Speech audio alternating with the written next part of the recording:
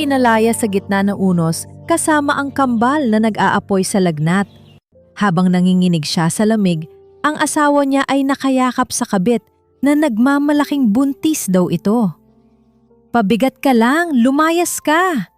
Maring utos ng lalaking pinagsilbihan niya. Ngunit hindi nila alam, ang itinaboy nilang basahan ay tagapagmana ng bilyon-bilyong imperyo. Tapos na ang pagiging martir. Paano maniningil ang inang tinapakan ang pagkatao? Isang malaking pagkakamali na pinatuloy pa kita sa pamamahay ko. Palamunin ka na nga, nagmamalinis pa. Wala kang naiambag sa pag-asenso ng anak ko, kundi ang maging pabigat. Napatigil ang panginginig ng mga kamay ni Ismera. Hawak pa rin niya ang bagong plansang polo ni Renzo. Ang paborito nitong suotin tuwing may mahahalagang meeting daw sa opisina. Maingat niya itong tinupi kanina. Tinitiis ang hapdi ng paso sa kanyang daliri mula sa paghahanda ng paboritong hapunan ng asawa. Hapunang hindi man lang nito tinikman. Bumara ang isang makapal at matinik na bukol sa kanyang lalamunan. Hindi siya nakasigaw o nakaiyak agad. Walang luhang tumulo, tanging ang matinding panlalamig ng kanyang buong katawan ang naging reaksyon sa mga patalim na binitawan ng kanyang binan na si Doña Carmela. Dahan-dahang bumagsak ang malinis na polo mula sa kanyang mga kamay, kasabay ng pagguho ng 6 na taong pagtitiis, paglunok ng pride, at pagiging alipin sa sariling tahanan. Saan ba siya nagkulang? Bakit ang pag-ubo sa sarili para sa pamilyang ito ay naging katumbas ng pagiging walang kwenta? Ang pagbagsak ng kanyang lumang canvas bag sa makinis na marmol na sahig ay lumikha ng isang matalim na alingaw-ngaw sa buong sala. Umikot ang paningin ni Ismera nang makita ang kanyang mga mumunting gamit na nagkalat.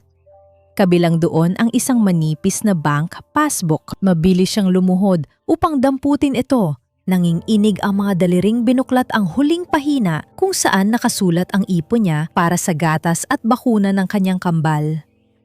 Wala nang laman. Zero. Napaangat ang nanlalabong paningin ni Ismera kay Doña Carmela na ngayon ay marangyang pinapagpag ang dulo ng kanyang mamahaling bestida. "Huwag mo na yang hanapin." Malamig na wika ng matanda. Ang boses ay puno ng nakakalasong katuwiran.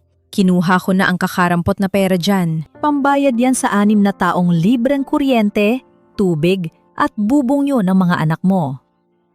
"Huwag kang makapal ang mukha, Ismera. Malaking utang na loob mo sa amin na hindi kayo natulog sa kalsada nitong mga nakaraang taon." Nanigas ang panga ni Ismera. "Pera, yun ang mga bata, ma. Pang-ospital yun ni Elara at Emeline dahil nilalagnat sila." "Huwag mo ako matawag-tawag na ma." Putol ni Doña Carmela, nakataas ang kilay. "At huwag mong idahilan ang mga bata. Lumayas na kayo bago pa dumumi ang tingin ko sa bahay na ito." Hinanap ng mga mata ni Ismera ang kaisa-isang taong inasahan niyang magtatanggol sa kanya. Si Renzo. Ang lalaking nangako sa harap ng altar na aalagaan siya. Nakatayo ito sa di kalayuan, formal at walang emosyon. Ngunit hindi ito nag-iisa. Nakakapit sa braso ni Renzo si Lourdes, ang babaeng madalas ipakilala nito bilang kliyente sa bangko. Nakangiti si Lourdes, isang palihim at mapagmataas na ngiti habang dahan-dahang hinihimas ang umbok sa kanyang tiyan. "Renzo?" Basag ang tinig ni Ismera, tila nagmamakaawa sa isang pader. "Mga anak mo sila, may sakit ang kambal. Saan kami pupunta sa ganitong oras? Umuulan sa labas." Umiwas ng tingin si Renzo, bago bumuntong hininga na tila ba siya pa ang biktima sa sitwasyon? "Umalis na kayo, Ismera. Nakaka-stress ang mga drama mo. Kailangan ng tahimik na environment ni Lourdes para sa baby namin. I gave you a roof for 6 years. Pinakain ko kayo. Tama na yon.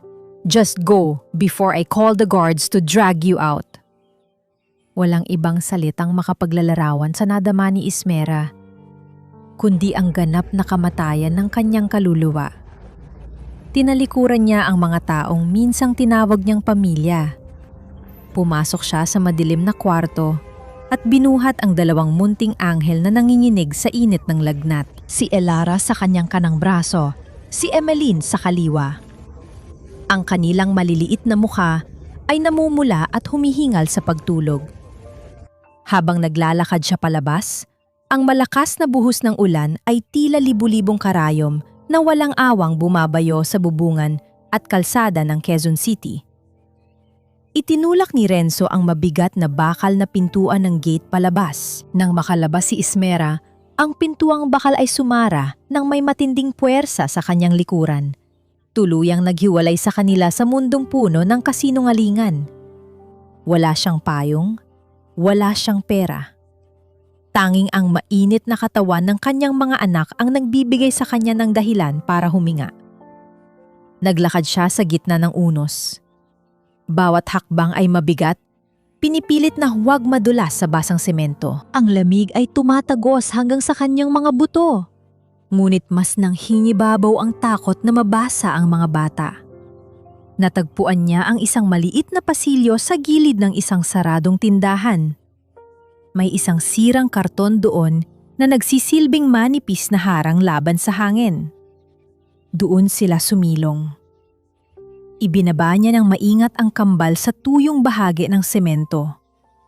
Puno ng panghinginig, hinubad ni Ismera ang kaisa-isa niyang tuyong sweater, ang tanging nagpoprotekta sa kanya laban sa matalim na lamig. Dahan-dahan na itong ibinalot sa dalawang bata, sinisiguro na walang hangin na tatago sa kanila. Hinayaan niyang hampasin ng ginaw ang sariling balat habang mahigpit siyang yumakap sa kanila. Ibinubulong ang mga dasal ng isang inang walang ibang maihandog kundi ang sariling katawan. Nandito si Mama. Ligtas kayo kay Mama. Bulong niya habang idinidikit ang kanyang basang pisingi sa noo ng mga bata. Sa kabilang kalsada, sa gitna ng dilim at buhos ng ulan, isang itim na sasakyan ang tahimik na nakaparada. Ang makina nito ay umaandar ng walang ingay. At sa likod ng madilim na salamin, may isang pares ng mga matang-matamang nakamasid sa kaawa-awang kalagayan ng mag-iina. Wala itong ginawang hakbang, nanatili lamang na isang anino sa gitna ng bagyo. Bumilis ang tibok ng puso ni Ismera nang mapansin niya ang isang nakakikilabot na pagbabago. Biglang tumigil sa pag-atungal si Elara. Hinawakan ni Ismera ang maliit na katawan ni Elara at mahigpit niya itong niyakap. Kanina lamang ay masigla pa ang bata, ngunit ngayon ay tila napakatahimik nito. Elara? Mahina niyang tawag habang hinahaplos ang buhok ng bata. Unti-unting napuno ng pangamba ang puso ni Ismera. Pinagmasdan niya ang mukha ni Elara at patuloy itong niyakap para bang ayaw niyang mawala ang sandaling yon. Anak, nandito lang si Mama. Pabulong niyang sabi habang pilit na pinananatili ang kanyang lakas ng loob. Bulong ni Ismera, ang boses ay nababasag sa matinding pagmamakaawa. Yinakap niya ng mas mahigpit ang dalawang bata. Pilit na ibinabahagi ang sariling init kahit siya mismo ay namamanhid na. Sa kabila ng kalsada, nanatiling nakatitig ang madilim na sasakyan, walang balak na tumulong. Tila, naghihintay na tuluyang kainin ng gabi ang natitirang hininga ng mag-iina. Mabubuhay ba sila hanggang umaga? O ito na ba ang huling gabing may mayayakap siyang mga anak?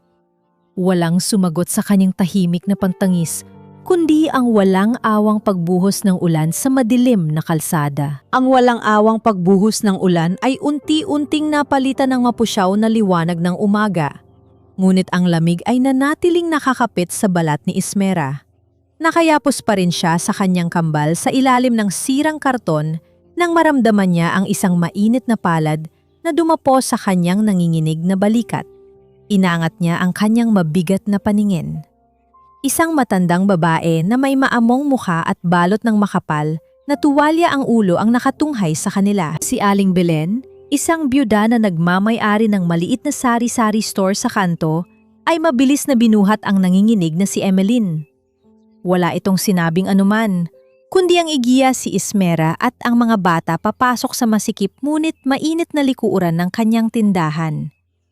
Ang maliit na espasyo ay amoy ng sinaing at tuyo, isang halimuyak ng kahirapan, ngunit nag-uumapaw sa malasakit na ipinagkait ng sarili niyang pamilya. Ibinaba ni Aling Belen ang kambal sa isang lumang banig at mabilis na naglabas ng mainit na tubig at malinis na basahan.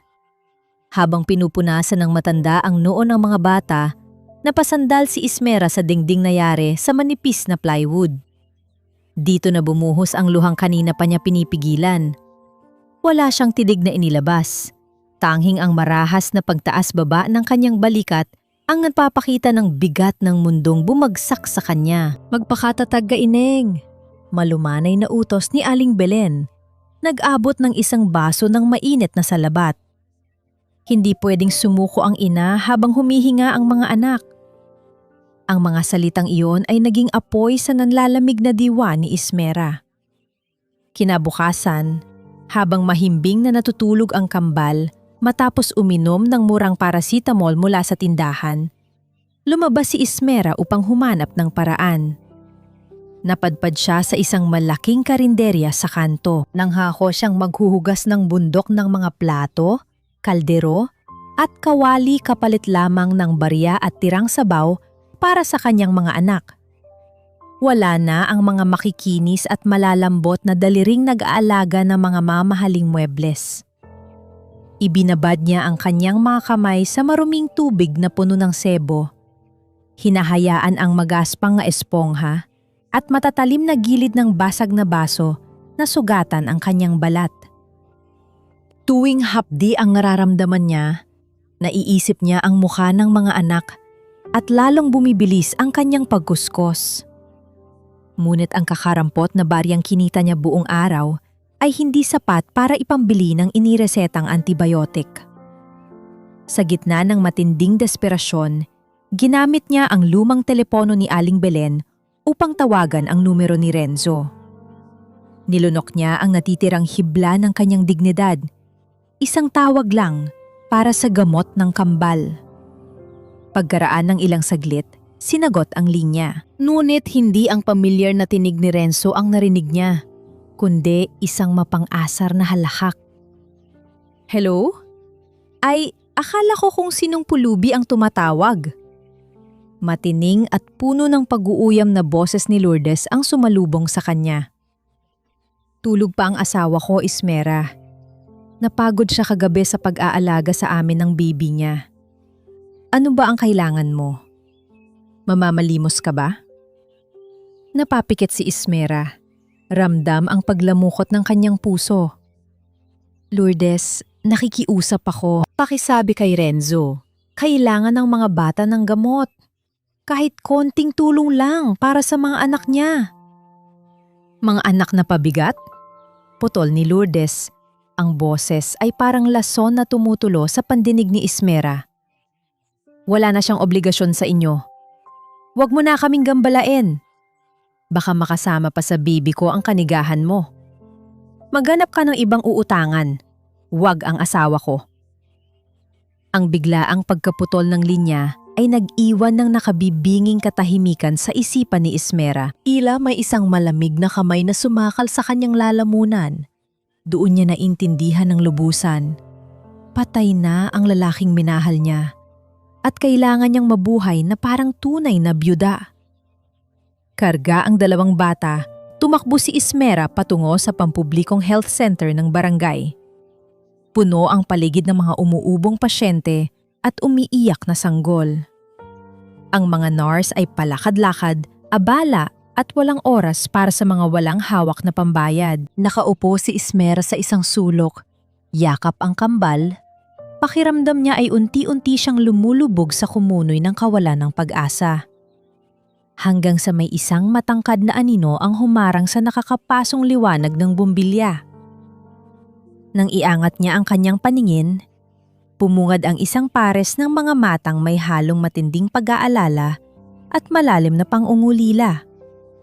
Si Dr. Mateo Rivas. ang doktor na nagligtas sa kambal nang ipanganak ang mga ito nang wala sa buwan. Nakasuot ito ng puting uniforme na nagbibigay ng kakaibang liwanag sa madilim na pasilyo ng klinika. Walang sinayang na salita si Mateo. Hindi siya nagtanong kung bakit punit-punit ang damit ni Ismera o kung bakit wala siyang kasama. Yumuko lamang ito. Maingat na kinuha si Elara mula sa mga bisig ni Ismera at malumanay na nagsalita, "Ako na ang bahala sa kanila. Huminga ka, Ismera. Ligtas na kayo." Ang mga salitang iyon ang nagpabagsak sa pader ng katatagan na pilit itinatayo ni Ismera buong araw. Habang ginagamot ni Mateo ang mga bata sa loob ng kwarto at binabayaran ang lahat ng reseta mula sa sariling bulsa, lumabas si Ismera sa likuran ng klinika. Doon, sa ilalim ng kalawanging bubong, pinakawalan niya ang mga luhang may halong matinding hiya at gumaan na damdamin. Nahihiya siyang makita siya ng isang taong nirerespeto niya sa ganitong kaawa-awang kalagayan. Ngunit, nag-uumapaw ang pasasalamat sa kanyang dibdib. Naramdaman niya ang presensya ni Mateo sa kanyang likuran. Wala itong sinabi. Lumapit lamang ang doktor at dahan-dahang inabot ang mga nanginginig na kamay ni Ismera. Ang mga daliri nitong dating makikinis ay puno ngayon ng maliliit na hiwa, pamumula at nagnanak ng paltos mula sa matinding paghuhugas. Kumuha si Mateo ng maliit na tube ng ointment at mga band-aid mula sa kanyang bulsa. Walang imik, ngunit may labis na pag-iingat, nilinis at binalot niya ang bawat sugat sa mga daliri ni Ismera.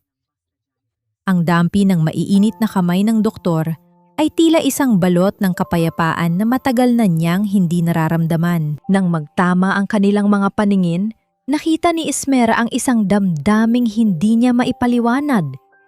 Isang malalim, hindi mabigkas na pangungulila sa mga mata ni Mateo. Tila ba matagal na nitong pinapanood ang kanyang paghihirap mula sa malayo. Hindi ka dapat humihingi ng tawad sa pagiging isang mabuting ina, Ismera. Mahinang wika ni Mateo. Ang boses ay kasing init ng paboritong kumot sa gitna ng taglamig. Dahan-dahan nitong ibinaba ang mga kamay ni Ismera matapos lagyan ng huling band-aid ang kanyang hinlalaki. Ang mga sugat na ito ang patunay ng pagmamahal na hindi kailanman mabibigay ng mga taong nagtapon sa inyo. Huwag kang mahiya. Napatitig lamang si Ismera sa kanyang mga daliri na ngayon ay may lunas na. Hindi na kasing hapdi ng kanina. Sa unang pagkakataon, mula nang palayasin siya sa ulan, nakaramdam siya ng tunay na kapanatagan. Walang hinihinhing kapalit si Mateo, walang panghuhusga. Tanging tahimik na paggalang sa babaeng nadapa, ngunit pinipilit bumangon para sa mga anak. Lumipas ang 3 araw sa loob ng masikip na eskinita. Sa tulong ng mga gamot na binili ni Mateo at sa mainit na sabaw ni Aling Belen, unti-unting nanumbalik ang sigla ng kambal. Nakangiti na muli si Elara habang naglalaro naman ng mga lumang tansan si Emeline sa isang gilid. Nakaupo si Ismera sa labas ng sari-sari store, nagtutupi ng mga hiniram na damit mula sa mabait na byuda nang biglang tumigil ang ikot ng mundo sa kanilang maliit na komunidad. Isang marangya at itim na sasakyan. Ang parehong sasakyang nakamasid sa kanya noong gabing pinalaya siya sa gitna ng bagyo. Ang dahan-dahang pumarada sa bungad ng maputik na eskinita. Ang makinis nitong pintura ay tila isang dayuhan sa lugar na puno ng kalawang at alikabok. Bumukas ang pinto ng sasakyan. Isang matandang lalaki na nakasuot ng makapal at mamahaling barong Tagalog ang bumaba. Hindi nito inalintana ang paglubog ng kanyang makintab na sapatos sa maitim na putik. Dire-diretso ang hakbang nito, ang mukha ay seryoso. Hawak ang isang makapal na itim na portfolio. Nagtago ang mga naglalarong bata sa likod ng mga nakasampay na damit habang ang mga tsismosa sa kanto ay natigilan sa kanilang pag-uusap. Tumigil ang lalaki sa mismong tapat ng tindahan ni Aling Belen. Tumingin ito sa paligid bago huminga ng malalim. Hinahanap ko ang nag-iisang apo ni Don Aurelio. Malakas at pormal na pahayag ng lalaki. Tumingin ito ng direkta sa mga mata ni Ismera. Tila ba matagal na siyang kilala nito? Bahagyang yumukod ang matanda bilang pagbibigay galang. Nasaan si Ginang Ismera Valdez? Ang pagbanggit sa buo niyang pangalan, lalo na ang aplidong matagal na niyang ibinaon sa limot, simula nang tumakas siya sa kanyang pamilya upang pakasalang si Renzo, ay lumikha ng isang nakakabining aling-awngaw sa makipot na eskinita. Tumigil ang paghinga ni Ismera. Ang apelidong matagal na niyang ibinaon sa limot, simula nang talikuran niya ang kanyang pamilya upang pakasalan ang lalaking sumira sa kanyang buhay, ay tila isang malamig na hangin na biglang yumakap sa kanyang pagkatao. Dahan-dahang lumapit ang matandang lalaki at nagpakilala bilang Attorney Benicio Lara, ang pinagkakatiwala ang tagapayo ng yumaong si Don Aurelio Valdez. Ang balita ng pagpanaw ng kanyang lolo ay tila isang mabigat na bato na dumagan sa dibdib ni Ismera. Matagal niyang inakala na galit ito sa kanya dahil sa kanyang pangtatanan, kaya naman hindi na siya naglakas loob na magpakita pa, kahit noong mga panahong naghihirap siya sa kamay ni Renzo. Sa loob ng maliit at madilim na tindahan ni Aling Belen, maingat na inilapag ng abogado ang kanyang itim na portfolio sa ibabaw ng gasgas na mesa. Walang sinayang na oras ang matanda. Inilabas nito ang makakapal na dokumentong naglalaman ng huling habilin ng haligi ng mga Valdez. Ipinaliwanag ni Attorney Benicio na sa kabila ng paglayo ni Ismera, hindi kailanman itinakwil ni Don Aurelio ang kanyang kaisa-isang apo.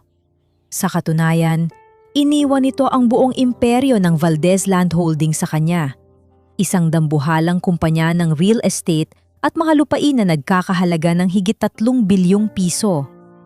Ngunit hindi ang halaga ng salapi ang nagpabagsak sa mga luha ni Ismera nang iabot sa kanya ng abogado ang isang nakasyelyong sobre na naglalaman ng personal na liham ng kanyang lolo. Nanginginig ang kanyang mga daliri habang binubuklat ang pahina.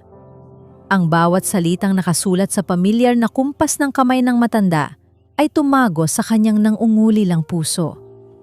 Aking mahal na apo, basa ni Ismera sa kanyang isipan habang patuloy sa pag-agos ang mainit na luha sa kanyang pisingi.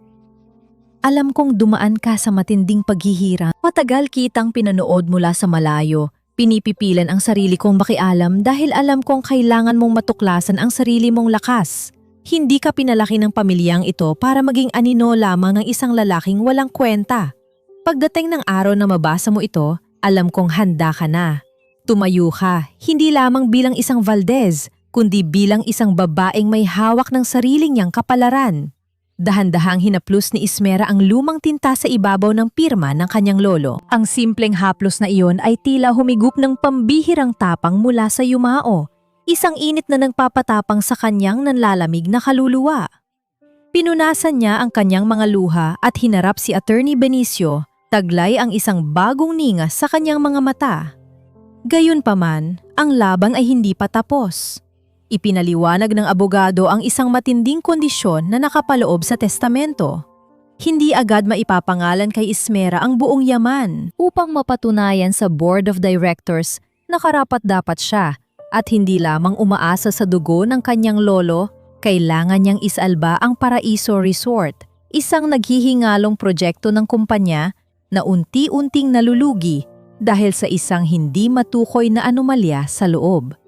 May nagmamanipula ng pondo at sumisira sa proyekto mula sa pamunuan at kailangan itong matuklasan at maayos ni Ismera sa loob ng 3 buwan. Ang pinakamahirap na bahagi ng kasunduan ay ang pagpasok niya sa subsidiary company bilang isang ordinaryong empleyado sa ilalim ng Departamento ng Disenyo, walang bahid ng kapangyarihan at walang sinumang nakakaalam ng kanyang tunay na pagkatao. Agad na nilagdaan ni Ismera ang isang mahigpit na non-disclosure agreement. Tinatanggap ang hamon na tila isang sundalong papasok sa isang madugong digmaan ng walang dalang sandata kundi ang kanyang talino. Bago ang kanyang unang araw, kinausap ni Ismera si Aling Belen at si Dr. Mateo Rivas. Buong pusong nangako ang matandang byuda na babantayan ang kambal habang nasa trabaho siya. Si Mateo naman, Sa kanyang tahimik at maaasahang pamamaraan, ay nag-alok na sagutin muna ang pangangailangang medikal ng mga bata hanggang sa makaluwag si Ismera. Ang malamlam na tingin ni Mateo at ang banayad nitong pagtango ay nagbigay kay Ismera ng kapayapaang kailangan niya upang iwan pansamantala ang kanyang mga anak. Nang sumapit ang umaga, nakatayo si Ismera sa harap ng nagtataasang gusaling salamin sa sentro ng Makati. Wala siyang suot na mamahaling alahas o magarbong damit. Ang kanyang formal na blusa ay kupas na at ang kanyang itim na sapatos ay may mga gasgas, sumasalamin sa hirap na pinagdaanan niya noong mga nakaraang taon. Mahigpit ang pagkakapusod ng kanyang buhok, walang anumang kolorete sa mukha, tanging ang malinis at determinadong anyo ng isang inang handang gawin ang lahat. Pagpasok niya sa malawak na lobby, ramdam niya ang lamig ng aircon at ang abalang galaw ng mga empleyado na hindi man lang siya tinapunan ng tingin. Naglakad siya patungo sa hanay ng mga elevator, pilit na pinapakaalma ang mabilis na tibok ng kanyang puso. Nang tumapat ang numero sa palapag ng kanyang pupuntahan, dahan-dahang naghiwalay ang makikinis na pintuang bakal ng elevator. Ngunit imbes na walang lamang espasyo ang sumalubong sa kanya, isang figura ng lalaki ang nakatayo sa gitna. Nakasuot ito ng mamahaling suit, makintab ang buhok at may hawak na kape mula sa isang kilalang tindahan. Napatigil ang paghinga ni Ismera. Ang lalaking kaharap niya ay walang iba kundi ang kanyang asawa, si Renzo Madrigal. Bahagyang kumunot ang noo ni Renzo nang makita ang babaeng pinalayas niya sa gitna ng bagyo na ngayon ay nakatayo sa mismong gusali ng kumpanyang pinapasukan niya. Mabilis na napalitan ang kanyang pagtataka ng matinding pandidiri. Ibinaba ng lalaki ang kanyang paningin mula sa kupas na blusa ni Ismera hanggang sa kanyang lumang sapatos bago dahan-dahang gumuhit ang isang napakayabang at mapang-insultong ngisi sa kanyang mga labi. Ang mapang-insultong ngisi ni Renzo ay tila isang matalim na patalim na humihiwa sa malamig na hangin sa loob ng gusali. Humakbang siya palabas ng elevator, pinasadahan ng mapanlait na tingin si Ismera mula ulo hanggang paa. Ang matapang na amoy ng kanyang mamahaling pabango ay mabilis na pumuno sa pasilyo, isang nakasusuyang paalala ng kayamanang tinatamasa nito mula sa pandaraya. Anong ginagawa mo rito, Ismera? Malamig at may halong pandidiri ang boses ni Renzo.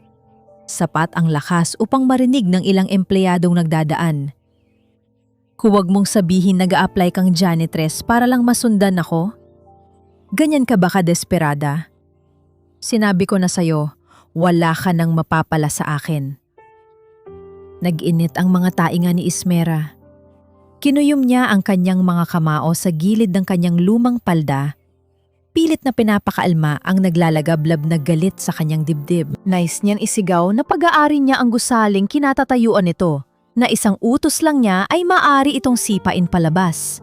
Ngunit naalala niya ang pirma ng kanyang lolo at ang kondisyon ng testamento.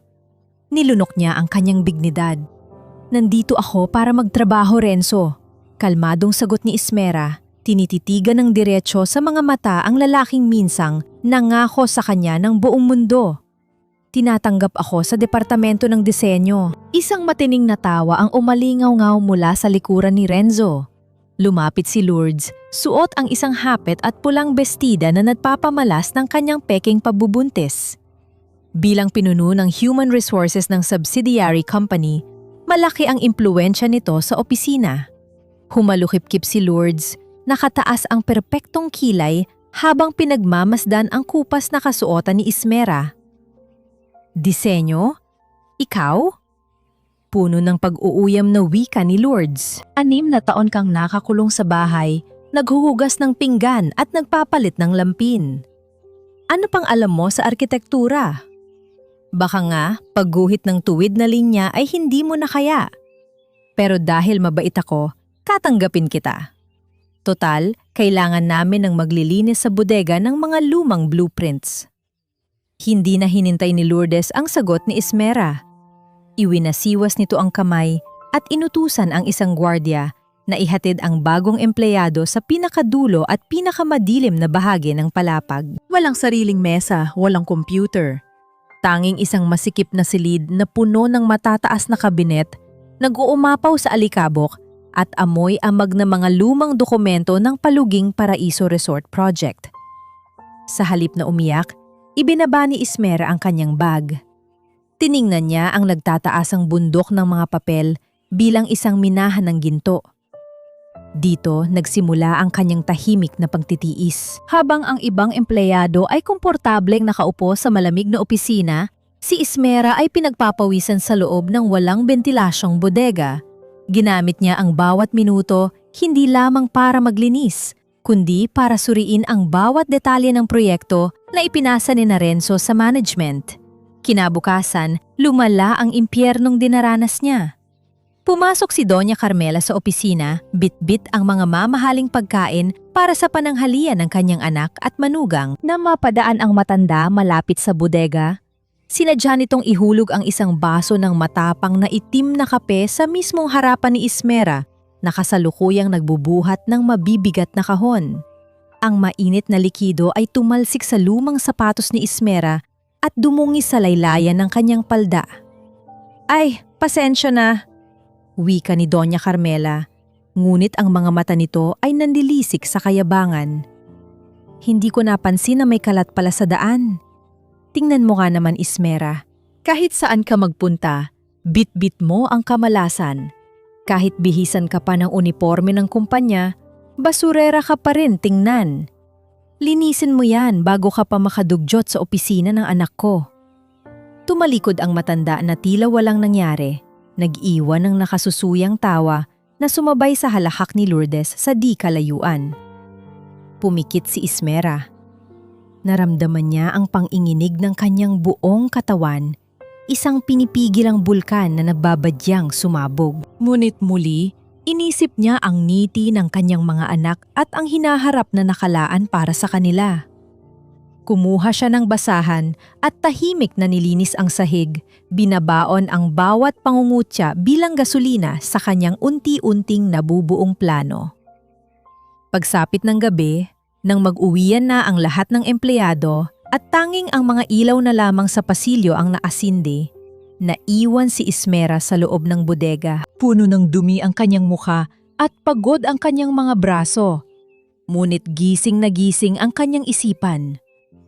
Inilatag niya ang mga nahanap niyang blueprints ng Paraiso Resort sa ibabaw ng lumang mesa. Habang maingat na sinusuri ang mga numero at disenyo na ginawa mismo ni Renzo, biglang nanlaki ang mga mata ni Ismera. Pinunasan niya ang alikabok sa kanyang pisingi gamit ang likod ng kanyang kamay. Unti-unting gumuhit ang isang tapat at totoong ngiti sa kanyang mga labi. Isang ngiti ng tagumpay. Nahanap niya ang malaking kapintasan sa istruktura. Isang mapanganib na pagkahamali sa pundasyon ng resort na hindi nakita ng sinuman. At ang mas malala, nakadiskubre siya ng mga pekeng resibo ng materyales na pinatong sa budget ng proyekto.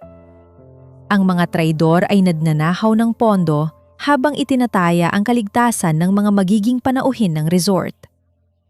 Lumabas si Ismera mula sa bodega upang kumuha ng tubig sa pantry. Habang dumaraan sa tapat ng walang taong mesa ni Lourdes, napansin niya ang naiwang bukas na computer monitor.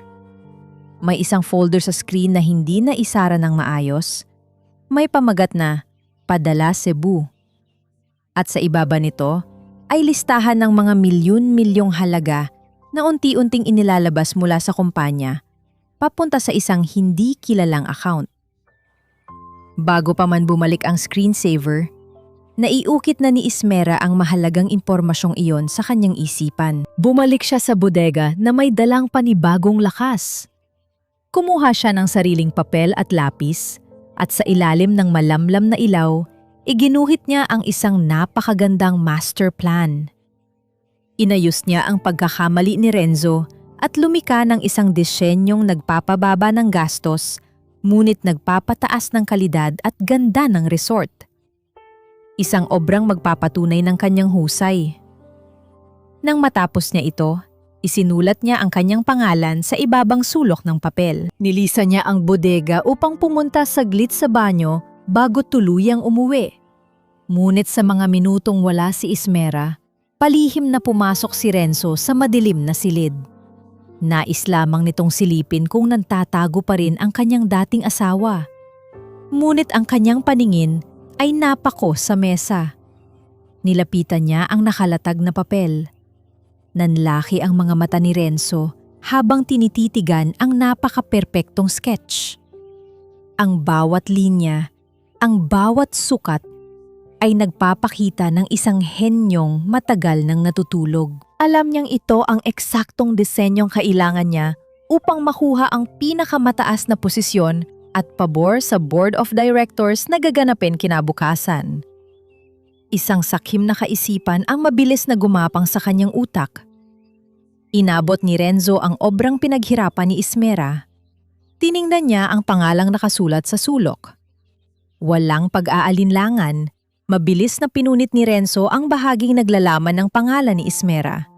Nilukot ito at itinago ang buong disenyo sa loob ng kanyang mamahaling jacket. Ang tahimik na pagkapunit ng papel sa madilim na silid ay naging hudyat ng mas matinding pagnanakaw, isang kasalan ng magiging huling pako sa sarili niyang kabaong. Ang malawak at malamig na boardroom ay nabalot ng matinding paghanga habang nakatutok ang lahat ng miyembro ng Board of Directors sa malaking screen. Sa gitna ng mahabang hapag, nakatayo si Renzo Madrigal na bakas ang labis na kumpiyansa sa sarili. Suot ang kanyang pinakamahal na suit, buong kayabangan niyang ipinapaliwanag ang bawat detalye ng isang makabagong disenyo na sasalba sa naghihingalong Paraiso Resort Project. Nakatayo si Ismera sa pinakasulok ng silid. May hawak na tray ng mga tasang kape. Bawat salitang lumalabas sa bibig ng kanyang dating asawa ay parang mga nakakalasong palaso na diretsong tumutusok sa kanyang dibdib. Ang bawat kurba sa presentasyon, ang bawat sukat sa plano, at ang henyong solusyon para sa mapanganib na pundasyon ng resort na pinapalakpakan ngayon ng mga ehekutibo ay ang mismong obrang pinagpuyatan at pinagbuhusan ng dugo at pawis ni Ismera sa loob ng maalikabok at madilim na bodega. Ninanakaw ni Renzo ang kanyang kaisipan sa mismong harapan niya. Naramdaman ni Ismera ang matinding pag-init ng kanyang mga mata. Hinuyom niya ng napakahigpit ang kanyang mga kamao. Ibinabaon ang sariling mga kuko sa kanyang palad hanggang sa mag-iwan ito ng malalalim na marka. Gusto niyang sumigaw, pumasok sa gitna at punitin ang screen. Gusto niyang isumbat sa lahat na ang lalaking pinupuri nila ay isang magnanakaw at manluloko. Ngunit may isang mabigat na tanikala ang pumipigil sa kanya. Ang non-disclosure agreement ng testamento ng kanyang lolo. Kung magsasalita siya ngayon, mawawala ang buong imperyo at ang nag-iisang pagkakataon na mabigyan ng magandang bukas ang kanyang mga anak, kaya nanatili siyang tahimik. Nilunok niya ang bawat patak ng inhustisya habang pinapanood ang lalaking nagpalayas sa kanya na umaani ng papuri mula sa kanyang sariling talino. Nang matapos ang pulong, nagpalakpakan ang lahat. Nilapitan agad si Renzo ng kanyang kabit na si Lourdes. Walang pakialam si Lourdes sa mga taong nakatingin ng yakapin niya ng mahigpit ang lalaki. "You are a genius, babe!" Malakas at puno ng pagmamalaking sigaw ni Lourdes, sinadyang iparinig sa buong kwarto, lalo na kay Ismera na tahimik na nagliligpit ng mga tasang kape. "With the massive bonus you're getting, tuloy na ang grand wedding natin sa Paris. Babaguhin natin ang buong wardrobe ng magiging baby natin." Tumingin si Renzo kay Ismera, isang tingin na puno ng pang-iinsulto at pambabastos. Pinasadahan nito ng mapanlight na tingin ang kupas na uniporme ni Ismera bago bumulong kay Lourdes ng sapat lamang para marinig ng kanyang dating asawa. "Of course, honey. May mga taong ipinanganak para umangat at may mga taong ipinanganak para habang buhay na maglinis ng kalat natin." Habang masaya nagtatawanan ang dalawa palabas ng boardroom, mabilis na nagtungo si Ismera sa pinakatagong apoy na labasan ng gusali. Ang malamig na hangin sa emergency exit ang naging saksi sa pang-inginig ng kanyang buong katawan dahil sa matinding pot. Kinuha niya ang kanyang lumang telepono at tinawagan si Attorney Benicio. Ninanakaw niya ang kinabukasan ko, Attorney. Nang inginig ang boses ni Ismera, halos kapusin ng hininga sa bigat ng emosyong pinipigilan niya. Kinuha niya pati ang disenyo ko. Gusto ko nang lumaban. Gusto ko nang ipagmalaki kung sino talaga ako. Sa kabilang linya, nanatiling kalmado at malalim ang tinig ng matandang abogado. Nauunawaan ko ang nag-aalab mong galit, Ismera. Ngunit alalahanin mo ang turo ng iyong lolo. Hayaan mo silang umakyat ng pinakamataas. Bigyan mo sila ng pakpak ng kayabangan. Dahil kapag bumagsak sila mula sa pinakatuktok na inabot nila, tiyak na wasak ang bawat buto nila at wala na silang babalikan. Ang mga salitang iyon ay nagsilbing malamig na tubig na nagpabagal sa paglagablab ng kanyang damdamin. Tama ang abogado. Ang paghihiganti na mabilis ay madaling makalimutan.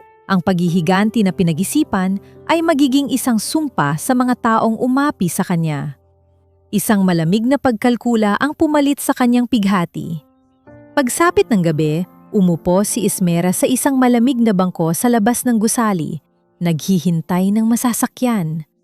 Tinawagan niya ang telepono ni Aling Belen. Ilang saglit lang, narinig niya ang matatamis at inosenteng boses ng kanyang mga anghel. Mama, uwi ka na ba? Miss na namin amoy mo. Malambing na wika ni Elara habang naririnig sa background ang mahinang pangtawa ni Emeline.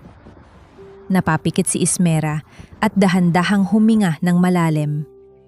Ang simpleng pagbati ng mga bata ay tila isang malambot na kamay na humaplos sa lahat ng kanyang mga sugat. Ang matinding bagyo sa kanyang dibdib ay biglang napawi. Pauwi na si Mama, mga anak. Konting tiis na lang. Ibibigay ko sa inyo ang pinakamagandang buhay. Pangako iyan. Samantala, sa kabilang dako ng lungsod, nakaupo si Dr. Mateo Rivas sa loob ng kanyang tahimik na klinika.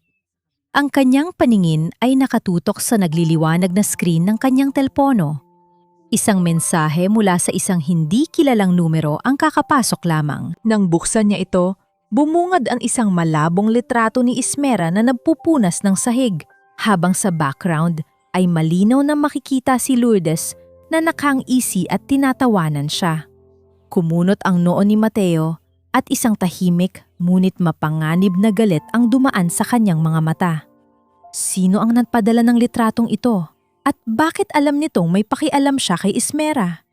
Kinabukasan, isang malaking balita ang gumimbal sa buong subsidiary company. Dahil sa ipinakitang henyong disenyo, inanunsyo ng management na si Renzo Madrigal ay formal nang itinaas sa posisyon bilang Vice President ng proyekto. Ang buong opisina ay nag-alay ng pagbate. Pinalamutian ng mga bulaklak ang bago at malawak na opisina ni Renzo na napalilibutan ng salamin. Bago pa man magsimula ang oras ng trabaho, ipinatawag si Ismera sa opisina ng bagong vice-presidente. Nang pumasok siya, nakaupo si Renzo sa kanyang malaking silyang gawa sa balat. Prenteng nakapatong ang mga sapatos sa ibabaw ng makinis na mahogany na mesa. Tinawag mo ako, sir? Malamig at formal na tanong ni Ismera, walang anumang bahid ng takot sa kanyang mukha. Ngumisi si Renzo.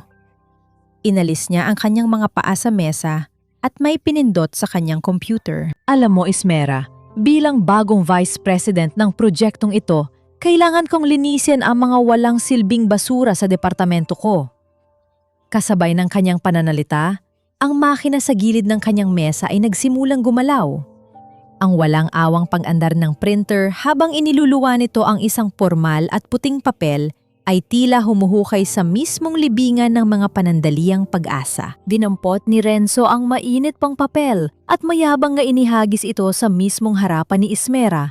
Naglayag ito sa hangin bago tuluyang bumagsak sa sahig malapit sa lumang sapatos ng babae. Termination letter mo. Malupit na deklarasyon ni Renzo, ang mata ay nagliliyab sa maling kapangyarihan. You are officially fired. Ligpitin mo na ang mga gamit mo. At wag na wag ka nang babalik dito. Walang imik na inayos ni Ismera ang kanyang mga gamit sa loob ng madilim na bodega. Ang bawat lumang lapis at kupas na kwadernong inilalagay niya sa loob ng kanyang bag ay tila kasing bigat ng mga pangarap na pilit dinudurog ng mga taong umapak sa kanya. Sa pintuan, nakatayo si Lourdes, nakahalukip-kip at may nakapaskil na mapang-asar na ngiti sa mga labing puno ng pulang kolorete. Diyan ka naman talaga magaling, Ismera, ang magligpit ng mga basurang iniiwan namin. Matining at puno ng lason na wika ni Lourdes. Huwag ka nang mangarap na makakabalik ka pa sa industriyang ito. Sinigurado ni Renzo na sira na ang pangalan mo sa lahat ng kumpanya. Bumalik ka na lang sa pamamalimos. Hindi lumingon si Ismera. Isinabit niya ang kanyang lumang bag sa kanyang balikat at naglakad palabas. Nilampasan si Lourdes na tila ba isa lamang itong hangin na walang halaga. Ang katahimikan ni Ismera ay hindi tanda ng pagkatalo, kundi isang pinipigilang bagyo na naghihintay ng tamang panahon para manalasa. Paglabas niya ng mataas na gusali, sinalubong siya ng isang malakas at madilim na unos. Ang kalangitan ng Makati ay nagbuhos ng walang awang ulan, tila nakikidalamhati sa pagod at bigat na nadarama ng kanyang dibdib. Wala siyang dalang payong, ngunit wala rin siyang lakas para tumakbo. Hinayaan niyang basain ng malamig na tubig ang kanyang uniforme at mukha, itinatago ang mga luhang hindi na niya kayang pigilan. Halos madurog ang kanyang puso sa isiping ginawa niya ang lahat.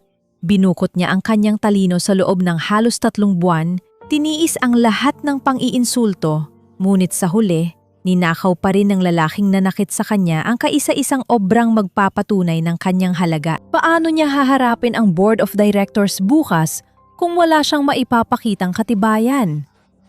Nabigo ba niya ang kanyang lolo? Sa gitna ng kanyang paglalakad at panlalamig, biglang huminto ang pagbagsak ng ulan sa kanyang balat, bagaman patuloy ang pang-iyak ng langit sa kanyang paligid. Nang iangat niya ang kanyang paningin, isang malapad at itim na payong ang nakasangga sa poot ng bagyo. Sa ilalim nito ay nakatayo si Dr. Mateo Rivas. Ang mga mata ng doktor ay hindi nagtatanong ng mga detalye ng kanyang kabiguan. Sa halip, nag-uumapaw ito sa isang tahimik ngunit matibay na lakas na handang saluhin ang kanyang pagbagsak. Hindi ka dapat naglalakad ng mag-isa sa ulan, Ismera. Malumanay na wika ni Mateo. Ang boses ay sumasabay sa malamig na ihip ng hangin, ngunit nagbibigay ng kakaibang init sa kanyang kaluluwa. Inalalayan siya ni Mateo patungo sa isang maliit at simpleng karinderya sa gilid ng kalsada na hindi gaanong pinupuntahan ng mga tao. Nag-order ito ng 2 mangkok ng mainit na sopas. Nang mailapag ang umuusok na pagkain sa kanilang harapan, binalot ni Mateo ang nanginginig na balikat ni Ismera ng isang malinis at tuyong tuwalya mula sa kanyang sasakyan. Tahimik na humigot ng sabaw si Ismera. Ang init ng sabaw ay unti-unting nagpapanumbalik sa dugo sa kanyang mga ugat, ngunit ang kanyang mga mata ay nananatiling nakayuko, hiyang-hiya sa kanyang naging kapalaran. Ninanakaw nila ang lahat sa akin, Mateo. Basag ang tinig ni Ismera. Ang unang pagkakataong inilabas niya ang kanyang hinaing. Pati ang pangarap ko. Tinanggalan nila ako ng trabaho. Ano pa ang natitira sa akin? Walang pag-aalinlangang iniabot ni Mateo ang kanyang kamay sa ibabaw ng mesa. Dahan-dahan, taglay ang matinding paggalang at pag-iingat. Isinuksok niya ang isang basang hibla ng buhok ni Ismera sa likod ng tainga nito. Ang simpleng haplos na iyon ay nagpadala ng isang kuryente ng kapanatagan sa buong pagkatao ni Ismera. Isang pag-aaruga na hindi kailanman ipinaramdam sa kanya ni Renzo. Maaaring tinanggalan nila ng halaga ang pangalan mo ngayon, Ismera. Tiningnan siya ni Mateo ng tuwid sa mga mata, puno ng taimtim na paghanga. Pero nakikita ko ang koronang hindi nila kayang bawiin. Ikaw ang nagligtas sa sarili mo. Ikaw ang gumawa ng disenyong iyon. Bukas ang huling araw ng iyong pagsubok. Huwag kang pumayag na iba ang umani ng kinanim mo. Ang mga salitang iyon ay nagpaalab ng isang bagong apoy sa dibdib ni Ismera. Wala nang oras para maghintay sa awa ng tadhana. Siya mismo ang mag-aayos ng patibong para sa mga taong umabuso sa kanya. Tumayo si Mateo upang bayaran ang kanilang kinain. Habang naghihintay, napansin ni Ismera na nagring ang telepono ng doktor. Sinagot ito ni Mateo, lumayo ng kaunti. Ngunit sapat ang lapit upang marinig ni Ismera ang mahina nitong pag-uusap. Opo, Atty. Benicio. Nasalo ko po siya. Huwag kayong mag-alala. Hindi ko hahayaang may mangyaring masama sa tagapagmana. Nakahanda na rin ang mga papeles na hiningi ninyo. Seryosong ibinulong ni Mateo sa kabilang linya. Kumunot ang noo ni Ismera. Bakit kausap ni Mateo ang abogado ng kanyang lolo? May lihim bang ugnayan ang doktor sa pamilya Valdez na hindi niya alam? Bago pa man niya makumpronta si Mateo, kinapa niya ang loob ng kanyang bag upang kunin ang kanyang panyo. Sa halip na tela, nahawakan ng kanyang mga daliri ang isang nakatuping dokumento. Ito ang mga papel na palihim niyang naiprint mula sa naiwang bukas na computer ni Lourdes kahapon. Ang folder na may pamagat na Padala Cebu, binuklat ni Ismera ang papel sa ilalim ng malamlam na ilaw ng karinderya. Ang kanyang mga mata ay nanlaki habang tinititigan ang listahan ng mga bank transactions. Hindi ito simpleng padala para sa isang peking pagbubuntis. Ang numero ng account sa Cebu ay nakapangalan sa isang lalaking asawa ni Lourdes at ang halagang inililipat mula sa pondo ng Paraiso Resort patungo rito ay umaabot sa 100,000,000 piso. Ang walang katapusang pila ng mga numero sa papel ay hindi na lamang ebidensya ng pangangalo niya. Ito ay malinaw na katibayan ng isang malawakang pagnanakaw.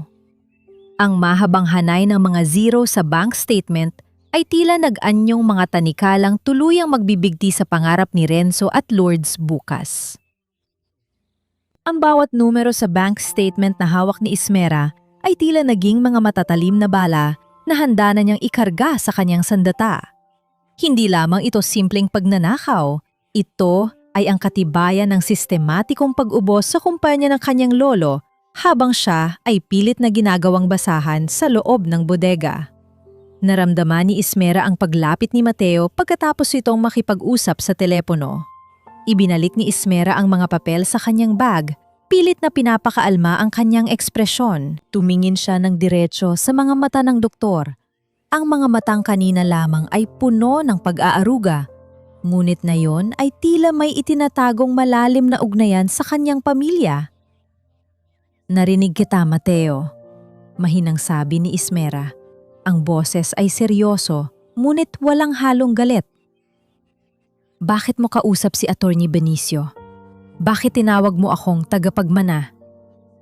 Bumuntong hininga si Mateo at dahan-dahang umupo sa tapat niya. Hindi ito umiwas ng tingin dahil bago pumanaw ang lolo mo, ipinangako ko sa kanya na babantayan kita, Ismera. Hindi lamang ako ang doktor ng mga anak mo.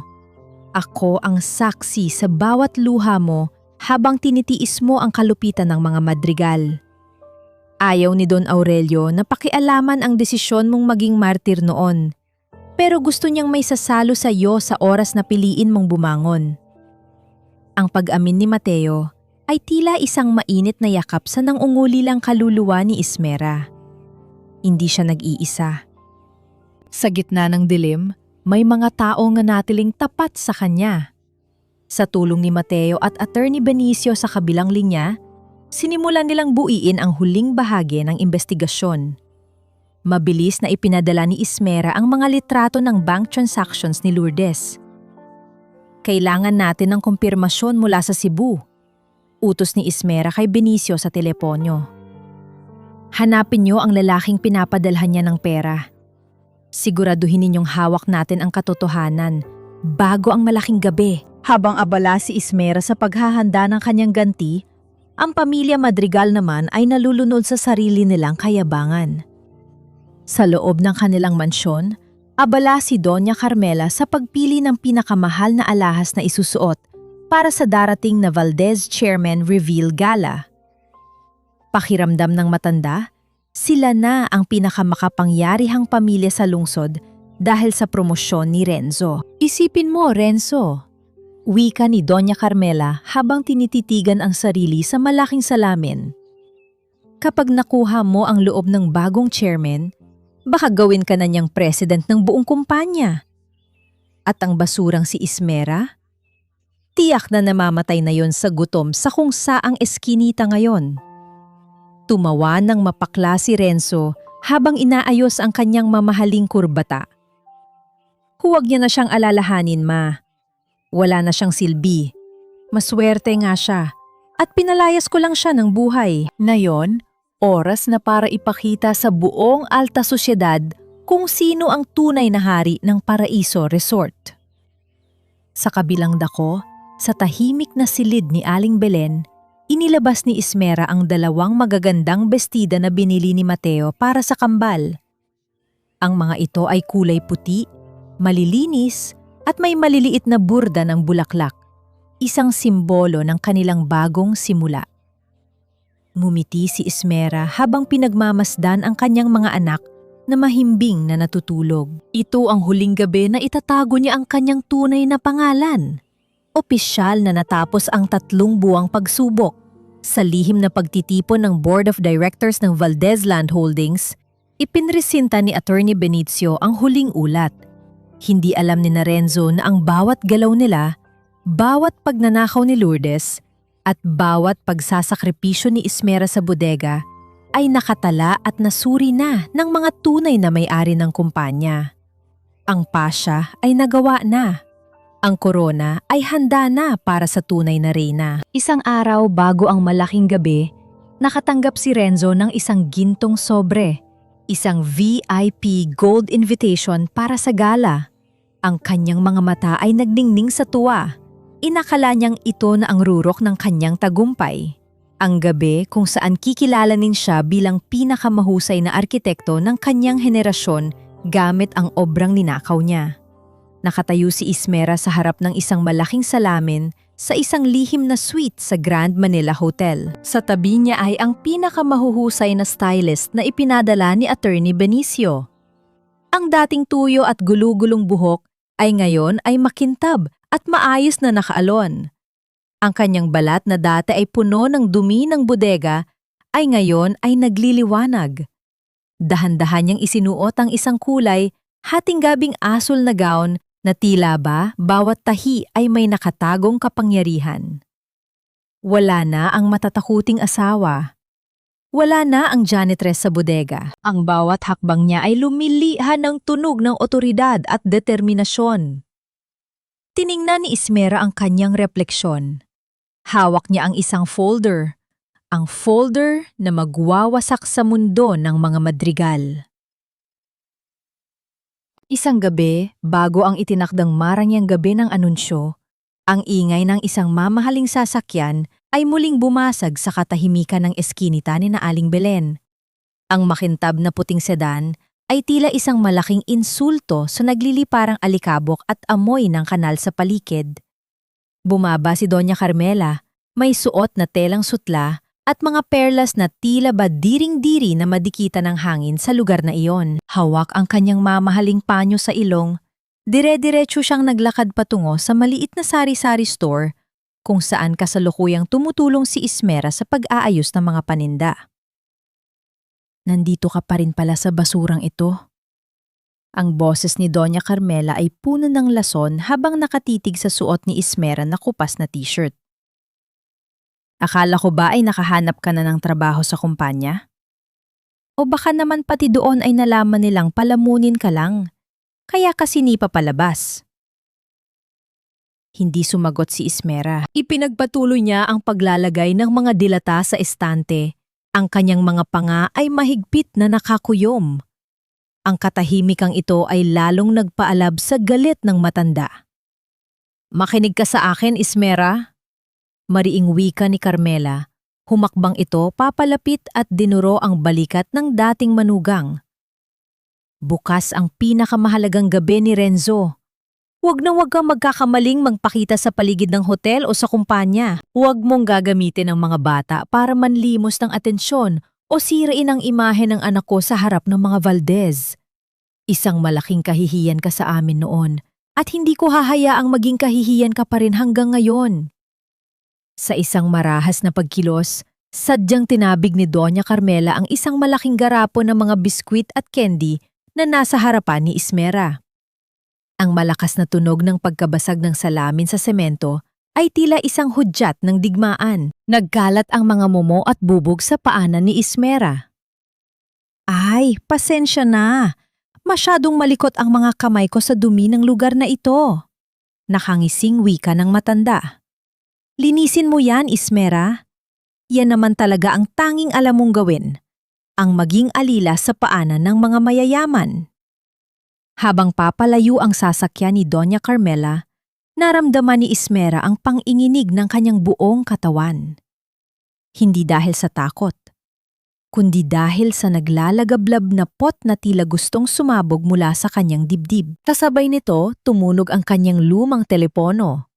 Isang mensahe mula kay Renzo. Ismera, nagdeposit ako ng 5,000 piso sa account mo. Gamitin mo yan para lumayo na kayo ng mga bata sa Maynila. Huwag mo nang hintayin na ipakaladkad ko pa kayo sa mga pulis dahil sa panggugulo sa buhay namin ni Lourdes. Magkaroon ka naman ng kaunting delikadesa.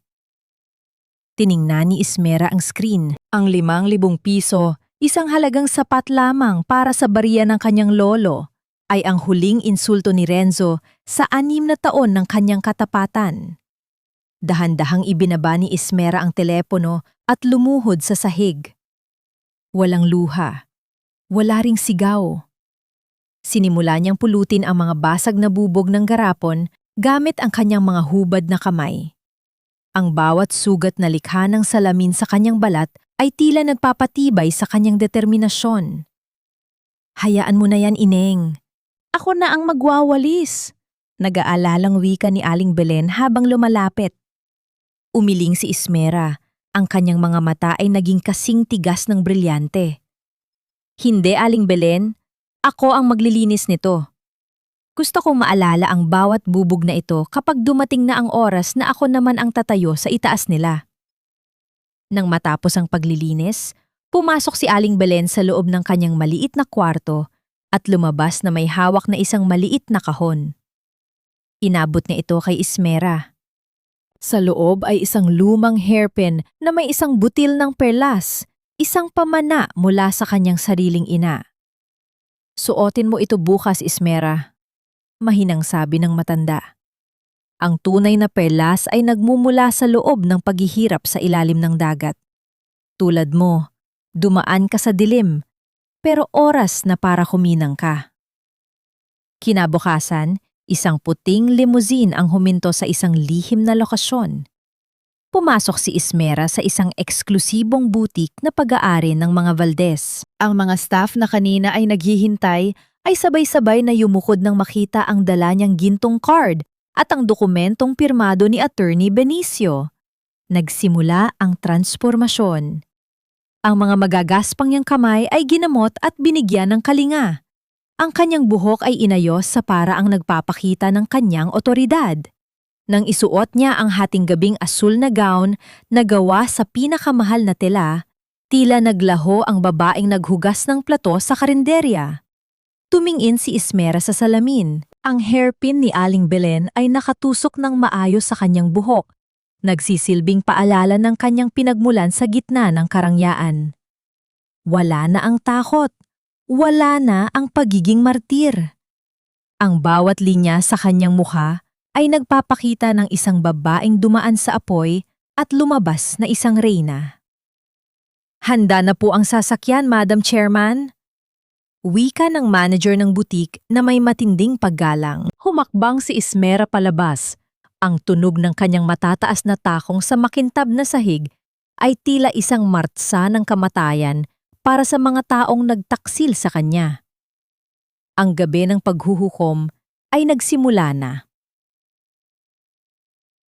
Ang Grand Manila Hotel ay nagliliyab sa liwanag ng libu-libong kristal na chandelier na nakasabit sa mataas na kisame.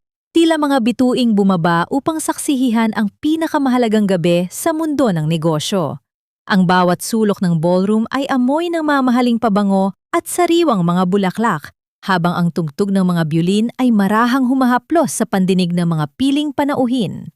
Sa gitna ng karamihan, nakatayo si Renzo Madrigal na tila isang hari. Suot ang kanyang pinakamahal na taksido. Hawak niya ang isang baso ng champagne habang nakikipagpalitan ng tawa sa mga dambuhala sa industriya. Sa tabi niya ay si Lourdes, na suot ang isang hapit na pulang bestida. Pilit na ipinapakita ang kanyang tiyan habang panakanakang humahawak sa braso ni Renzo na tila ba natatakot na agawin ito sa kanya. Siguradong ikaw ang bibigyan ng special recognition mamaya, Renzo? Malakas na wika ni Doña Carmela, sapat ang lakas upang marinig ng mga taong malapit sa kanila. Ang matanda ay tila isang reyna ng kayabangan, suot ang kanyang mga perlas na akala mo ay tunay na korona. Ang disenyo mo ang nagligtas sa kumpanya. Sino pa ba ang karapat-dapat na tawaging bida sa gabing ito, kundi ang aking anak? Ngumisi si Renzo. Ang kanyang mga mata ay nagliliyab sa ambisyon. Siyempre ma, matapos ang lahat ng paghihirap ko, ito na ang premyo ko. At kapag nakaharap ko na ang bagong chairman, titiyakin kong magiging president ako sa lalong madaling panahon. Samantala, sa isang madilim na sulok malapit sa malaking hagdanan, nakatayo si Dr. Mateo Rivas. Hindi siya nakikihalubilo sa mga mayayaman. Sa halip, ang kanyang paningin ay nakatutok sa itaas na bahagi ng ballroom. Kasama niya ang kambal na sina Elara at Emeline na ngayon ay suot ang kanilang maliliit na puting bestida, tahimik at tila namamangha sa paligid. Hinawakan ni Mateo ang maliliit na kamay ng mga bata, isang tahimik na pagmamalaki ang mababakas sa kanyang mukha. Biglang namatay ang malalaking ilaw sa loob ng ballroom. Isang asul na spotlight ang tumutok sa entablado kung saan nakatayo si Attorney Benicio Lara. Natahimik ang buong paligid. Ang tanging naririnig na lamang ay ang marahang paghinga ng mga tao at ang mahinang ugong ng aircon. Magandang gabi sa inyong lahat! Ang boses ni Attorney Benicio ay malakas at puno ng otoridad na umalingaw-ngaw sa buong silid. Ngayong gabi, hindi lamang natin ipinagdiriwang ang tagumpay ng Valdez Land Holdings. Ngayong gabi, formal nating pakikilalanan ang babaeng magpapatuloy sa legacy ni Don Aurelio Valdez. Ang kaisa-isang tagapagmana ng imperyong ito. Inayos ni Renzo ang kanyang kurbata. Ang kanyang puso ay mabilis na tumitibok sa pananabik. Inakala niyang tatawagin siya upang ipakilala sa bagong boss. Ang kanyang mga mata ay nakatutok sa entablado, handang-handa nang lumakad patungo sa kaway ng tagumpay. Sa loob ng maraming taon, nanatili siyang nakatago. Pagpapatuloy ni Benicio, pinanood niya ang kumpanya mula sa malayo, dumaan sa matitinding pagsubok, at napatunayan ang kanyang husay sa gitna ng hirap at pasakit. Ngunit ngayong gabi, ang anino ay magiging liwanag. Kasabay ng mga salitang iyon, ang spotlight ay lumipat mula sa entablado patungo sa pinakatuktok ng grand staircase. Isang marahas na pagsinghap ang sabay-sabay na lumabas mula sa mga labi ng mga panauhin. Doon, nakatayo ang isang babae na tila ba bumaba mula sa isang painting. Ang kanyang hatinggabing asul na gown ay kumikinang sa bawat pagtama ng ilaw. Ang kanyang mukha ay puno ng dignidad. Ang kanyang mga mata ay kasing talim ng agila at ang kanyang tindig ay nagpapakita ng isang reynang handa nang bawiin ang kanyang trono. Sa kanyang buhok, kuminang ang isang butil ng perlas mula sa hairpin ni Aling Belen. Ang nag-iisang apo ni Don Aurelio Valdez. Sigaw ni Benicio. Ang ating bagong chairman, Miss Ismera Valdez. Ang tunog ng pagkabasag ng kristal na baso sa malamig na sahig ay bumasag sa katahimikan. Nabitiwan ni Renzo ang kanyang champagne. Ang kanyang mukha ay nawalan ng kulay, naging kasing puti ng pader. Ang kanyang mga labi ay nanginginig habang nakatingin sa babaeng pinalayas niya sa ulan, ang babaeng tinawag niyang basura, na ngayon ay nakatayo sa itaas ng lahat.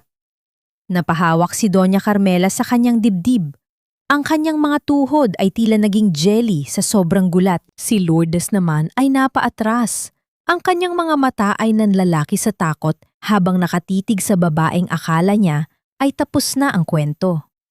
Dahan-dahang humakbang pababa si Ismera, ang bawat tunog ng kanyang matataas na takong sa marmol na hagdanan ay tila isang hatol ng kamatayan para sa mga madrigal. Ang bawat hakbang ni Ismera pababa ng grand staircase ay tila isang mabigat na pintig ng hustisya na umaalingaw-ngaw sa buong bulwagan. Ang hating gabing asul niyang gown ay humahaplos sa mga baitang ng hagdanan, habang ang spotlight ay nananatiling nakatutok sa kanyang mukha. Isang mukhang wala ng bahid ng takot, tanging ang dambuhalang kapangyarihan ng isang babaeng nagmula sa abo. Nang makatuntong siya sa pinakamababang bahagi ng hagdan, ang mga tao ay kusang humawi, na tila ba natatakot na masilaw sa kanyang ningning. Dire-diretso ang kanyang lakad patungo sa kinaroroonan ni Renzo, Doña Carmela at Lourdes. Ang bawat tunog ng kanyang matataas na takong sa makintab na marmol ay tila isang sumpa sa pandinig ng mga madrigal. Huminto si Ismera sa mismong tapat ni Renzo. Ang lalaking dati ay tinitingala niya nang may pagmamahal ay ngayon ay mukhang isang maliit at kaawa-awang nilalang na nanginginig sa takot. Ismera? Ang tanging naibulong ni Renzo. Ang kanyang boses ay gumaralgal at halos hindi lumabas sa kanyang tuyong lalamunan. Paano? Anong ibig sabihin nito? Isang malamig at napakasopistikadong ngiti ang gumuhit sa mga labi ni Ismera. Inabot niya ang mikroponong iniaalok ni Attorney Benicio na lumapit sa kanyang tabi. Tumingin siya sa buong karamihan, ngunit ang kanyang mga mata ay nanatiling nakatitig sa mga taong nagtapon sa kanya sa ulan. Magandang gabi sa inyong lahat. Ang boses ni Ismera ay malinaw, malakas at puno ng otoridad. Nais kong pasalamatan ang ating bagong Vice President ng Paraiso Resort Project, si Mr. Renzo Madrigal. Bahagyang nabuhayan ng loob si Renzo. Iniisip na baka ayaw siyang ipahiya ni Ismera sa harap ng lahat. Ngunit ang sumunod na mga salita ay tila isang malakas na sampal na yumanig sa kanyang buong pagkatao. Salamat, Renzo. Pagpapatuloy ni Ismera. Ang boses ay puno ng mapait na sarkasmo. Salamat sa pagpepresenta ng disenyo ko bilang sarili mo. Kung hindi dahil sa pagnanakaw mo sa aking mga sketch sa loob ng bodega, hindi malalaman ng Board of Directors kung gaano ako kahusay. But unfortunately, plagiarism is a ground for immediate termination. Isang malakas na pagsinghap ang umalingaw-ngaw sa buong ballroom. Ang mga bulong-bulungan ay tila mga bubuyog na biglang nabulabog. Ang mukha ni Renzo ay naging kasing pula ng apoy sa matinding hiya. At ikaw, Lourdes, baling ni Ismera sa babaeng kanina pa nanginginig sa gilid. Ang galing mong umarte. Pati ang pagbubuntis ay nagawa mong pekein para lang manatili sa tabi ng isang lalaking magnanakaw. Pero ang mas malaking krimen mo ay hindi ang pagiging kabit. Ito ang katibayan ng pagnanakaw mo ng daang milyong piso mula sa kumpanya papunta sa asawa mo sa Cebu. Kasabay nito, ang malaking screen sa likuran ng entablado ay nagpakita ng mga bank statements at mga larawan ni Lourdes kasama ang tunay niyang asawa sa Cebu. Ang mga ebidensya ay napakalinaw. Walang puwang para sa anumang pagtanggi. Huwag! Hindi totoo yan! Sigaw ni Lourdes. Ang boses ay matinis at puno ng desperasyon habang sinusubukang takpan ng screen. Ngunit wala nang nakinig sa kanya. Napahawak si Doña Carmela sa braso ni Renzo upang hindi tuluyang matumba. Ismera, Apo, pag-usapan natin ito. Kami ang pamilya mo. Pamilya? Puton ni Ismera. Ang kanyang mga mata ay nag-aapoy sa pot. Ang pamilya ba ay ninanakawan ang pambili ng gatas ng sariling mga apo? Ang pamilya ba ay nagtatapon sa isang ina at dalawang may sakit na bata sa gitna ng bagyo nang walang kaawa-awa? Mula sa gabing iyon, Doña Carmela, pinatay niyo na ang Ismera na kilala niyo. Ang nakatayo sa harap niyo ngayon ay ang chairman na magtatanggal sa inyo ng lahat. Humarap si Ismera sa mga security guards na nakapaligid sa bulwagan. Security, please escort these trespassers out of the hotel. They are no longer part of this company and they are never to set foot on any Valdez property again. Walang pasubaling hinawakan ng mga malalaking gwardiya ang mga braso ni Renzo at Lourdes. Sa gitna ng kaguluhan, tinangka ni Doña Carmela na kumapit sa laylayan ng gown ni Ismera, ngunit marahas itong iniwas ng babae. Ang mga pelas na suot mo, Doña Carmela, wika ni Ismera habang tinititigan ang kwintas ng matanda.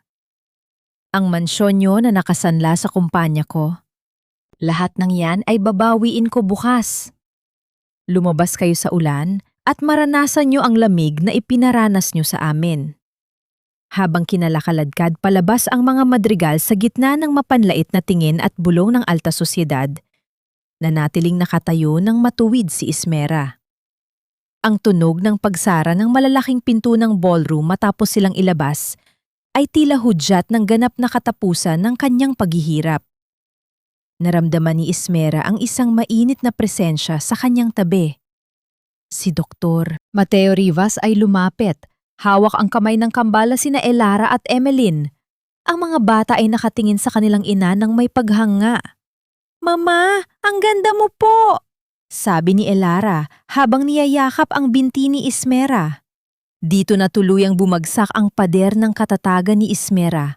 Ngunit sa pagkakataong ito, ang mga luha niya ay luha ng tagumpay at ganap na kalayaan.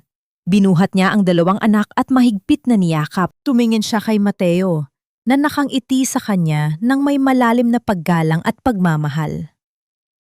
"Tapos na, Ismera," mahinang sabi ni Mateo.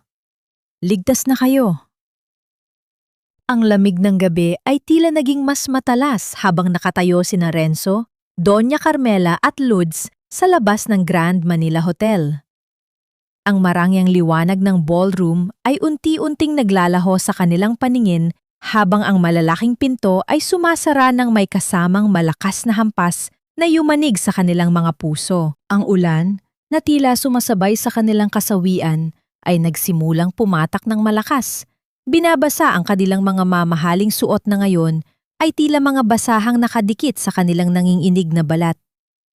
"Kasalanan mo ito!" sigaw ni Lourdes kay Renzo.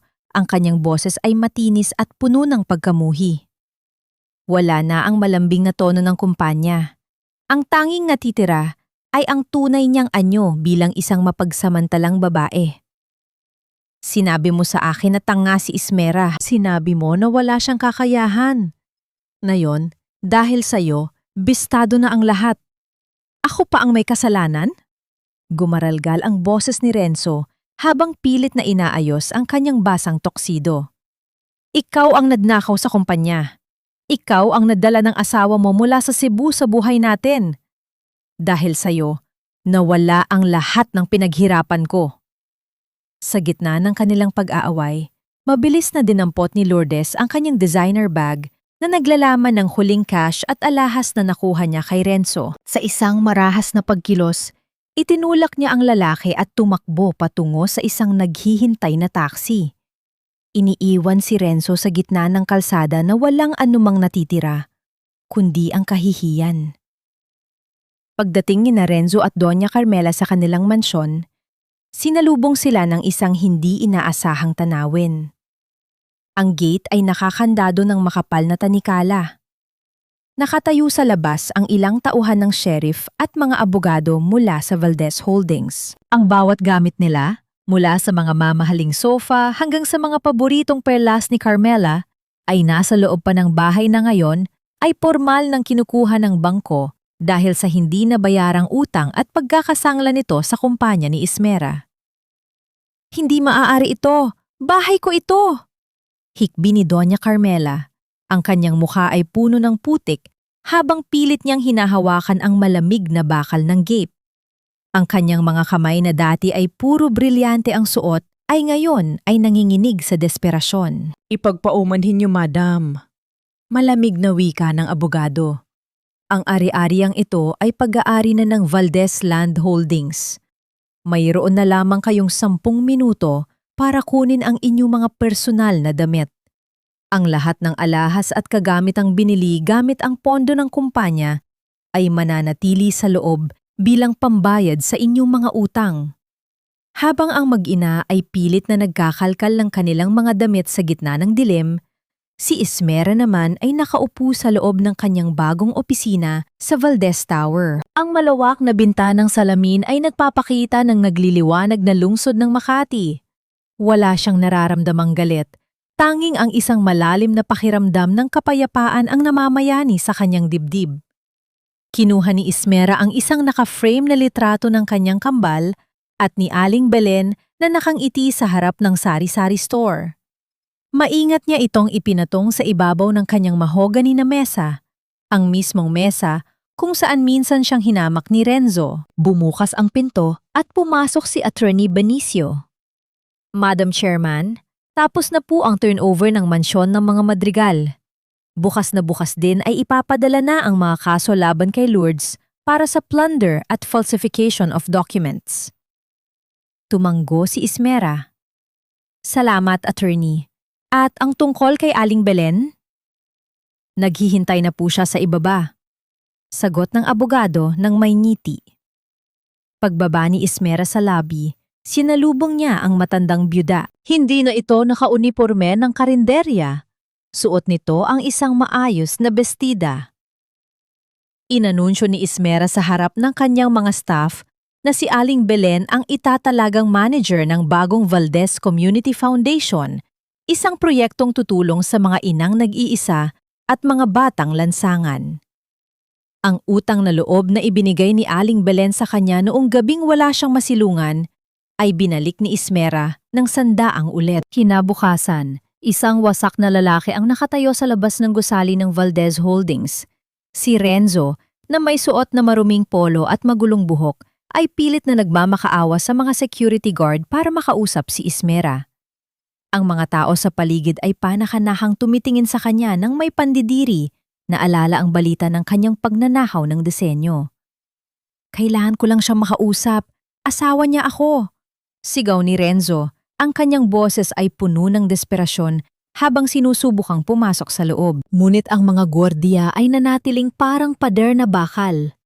Hindi siya pinayagang makatapak man lang sa lobby. Mula sa itaas na palapag, nakatingin si Ismera sa ibaba. Nakita niya ang maliit na anino ni Renzo na unti-unting lumalayo, tila isang basurang itinapon ng tadhana. Walang anumang emosyon sa mga mata ni Ismera.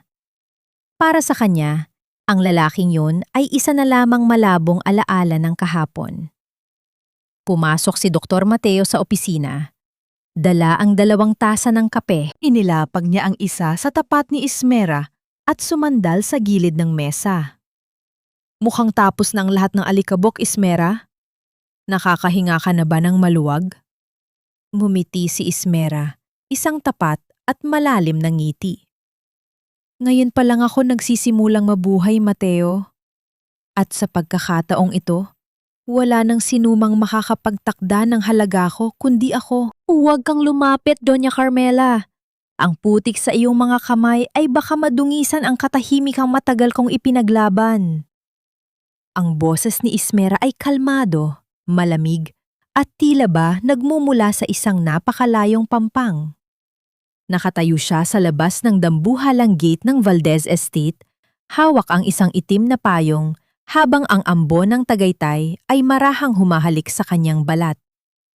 Sa kanyang harapan, nakaluhod sa basang semento si Doña Carmela. Ang matandang dati ay naglalakad na tila reyna ng kalsada, ay ngayon ay isang kaawa-awang anino na lamang. Ang kanyang marangyang bestida ay puno ng mansa at ang kanyang buhok ay gulo-gulo sa hangin. Ismera, apo, parang awa mo na. Hikbi ng matanda, ang kanyang mga kamay ay nanginginig habang pilit na inaabot ang laylayan ng mamahaling coat ni Ismera. Pamilya tayo, di ba? Kahit man lang para sa kambal. Huwag mo kaming hayaang mamuhay sa kalsada. Si Renzo, hindi na siya makabangon. Wala kaming matuluyan. Isang mapait na alaala ang dumaan sa isipan ni Ismera. Ang gabing pinalayas siya ng matandang ito sa gitna ng unos. Ang gabing ang kanyang mga anak ay nanginginig sa lagnat habang ang pintuang bakal ng mga madrigal ay sumasara sa kanyang mukha. Naramdaman ni Ismera ang isang pamilyar na hapdi sa kanyang dibdib. Ngunit sa pagkakataong ito, hindi ito pighati. Ito ay ang huling bakas ng kanyang pagiging martir na tuluyan ng natutunaw. Ang pamilyang tinutukoy niyo ay ang pamilyang pumatay sa Ismera na kilala niyo. Dahan-dahang wika ni Ismera, tinititigan ang matanda ng walang anumang bahid ng galit, kundi dalisay na kawala ng pakialam. Ginamit niyo ang utang na loob para ransahan ang pagkatao ko sa loob ng 6 na taon. Ngayong wala na kayong kapangyarihan, gagamitin niyo ang dugo ng mga anak ko para manipulahin ako? Kadugo nila ang ama nila, Ismera. Hindi mo ba naiisip ang magiging tingin ng mga bata sa'yo kapag nalaman nilang pinabayaan mo kami? Muling pagsusumamo ni Carmela, sinusubukang gamitin ang huling barahan ng pagkakasala. Ngumiti si Ismera, isang ngiting puno ng pait at karunungan. Ang ituturo ko sa mga anak ko ay ang pagpapahalaga sa sarili.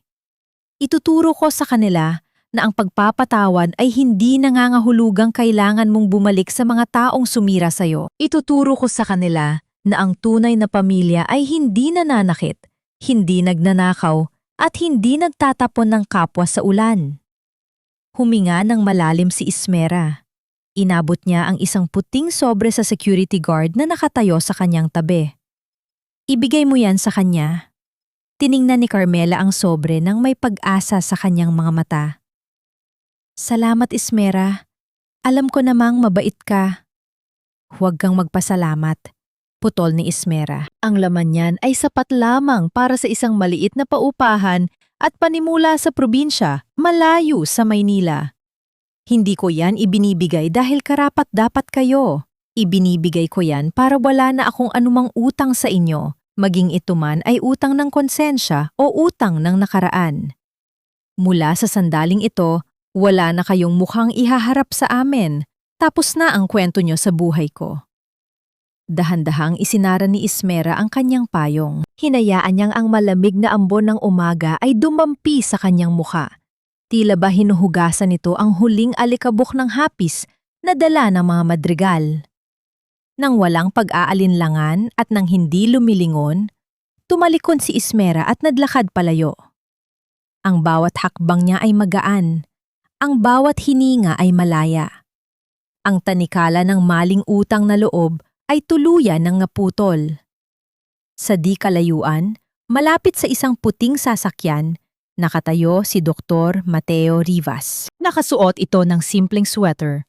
Ang kanyang mga mata ay naglalayag sa paghanga habang pinapanood ang babaeng nagtagumpay sa sarili nitong laban. May hawak siyang isang puting rosas, isang simbolo ng bagong simula at dalisay na hangarin. Handa ka na bang umuwi? Tanong ni Mateo nang makalapit si Ismera. Ang boses nito ay parang isang himig ng kapayapaan na matagal nang hinahanap ng puso ni Ismera. Oo, Mateo, sagot ni Ismera. Isang tapat at totoong ngiti ang sumilay sa kanyang mga labi. Handa na akong magsimula ng buhay na ako naman ang bida. Dahan-dahang inabot ni Mateo ang puting rosas kay Ismera. Sa isang mabilis, ngunit napakamakahulugang sandali, ang kanilang mga daliri ay nagkadaupalad. Ang init ng kamay ni Mateo ay tila isang pangako ng proteksyon at tapat na pag-ibig na hindi kailanman naramdaman ni Ismera noon. Isang banayad na titig ang namagitan sa kanila. Isang pag-uusap ng mga kaluluwang parehong dumaan sa bagyo at ngayon ay nakatagpo ng kani-kanilang kanlungan. Sumakay sila sa sasakyan habang ang araw ay unti-unting sumisilip sa likod ng mga ulap sa Tagaytay. Ang nakaraan ay naiwan na sa labas ng gate, kasama ang putik at pait na hindi na kailanman magbabalik. Ang sariwang hangin ng Tagaytay ay tila isang banayad na haplos ng kalikasan nagdadala ng amoy ng basang damo at mga bagong bukaskas na bulaklak. Sa malawak na lupain ng Valdez Wind Farm, ang bawat pag-ikot ng dambuhalang turbina ay tila isang malaking bentilador na nagtataboy sa huling bakas ng alikabok ng nakaraan. Isang taon na ang lumipas mula nang maganap ang bagyo sa Quezon City. Ngunit ang bawat alaala ng gabing iyon ay tila naging mga pahina na lamang ng isang lumang aklat na hindi na kailanman muling bubuklatin. Mula sa balkonahe ng rest house, pinagmamasdan ni Ismera ang kanyang dalawang munting anghel. Sina Elara at Emeline ay masayang nagtatakbuhan sa berdeng damuhan. Ang kanilang mga tawa ay tila mga kampanilya na nagbibigay ng buhay sa tahimik na burol. Wala na ang maputlang mukha at nanginginig na katawan dahil sa lagnat. Ang tanging makikita ngayon ay ang namumula nilang mga pisingi at ang ningning ng kalusugan sa kanilang mga mata. Napanghiti si Ismera habang hinahaplos ang kanyang buhok na marahang nilalaro ng hangin. Napagtanto niya na ang pagpapatawad ay hindi isang mabilis na pangyayari, kundi isang mahabang proseso ng pagpili sa sariling kapayapaan. Pinatawad na niya ang mga madrigal, hindi dahil karapat-dapat sila sa kanyang habag, kundi dahil ayaw na niyang bigyan pa ng puwang ang puwat sa kanyang puso. Ang pagpapatawad ay ang huling susi na nagpalaya sa kanya mula sa madilim na kulungan ng nakaraan. Nabalitaan niyang si Renzo ay nagtatrabaho na bilang isang ordinaryong ahente sa malayo, habang si Doña Carmela ay namumuhay ng payak sa probinsya gamit ang maliit na pondong ibinigay niya. Si Lourdes naman ay nahaharap pa rin sa mga kaso sa Cebu. Hindi na sila bahagi ng kanyang mundo. Sila ay mga anino na lamang na tuluyan ng nilamon ng liwanag ng kanyang tagumpay. Napakalalim yata ng iniisip ng aking chairman. Isang malambing na tinig ang bumasag sa kanyang pagninilay. Lumapit si Dr. Mateo Rivas, dala ang isang makapal at mainit na shawl. Dahan-dahan, taglay ang matinding pag-iingat at respeto. Ibinalot niya ito sa mga balikat ni Ismera upang protektahan siya sa malamig na simoy ng hangin.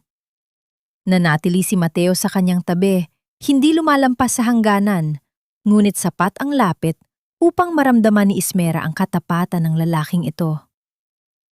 Iniisip ko lang kung gaano kalayo na ang narating namin, Mateo.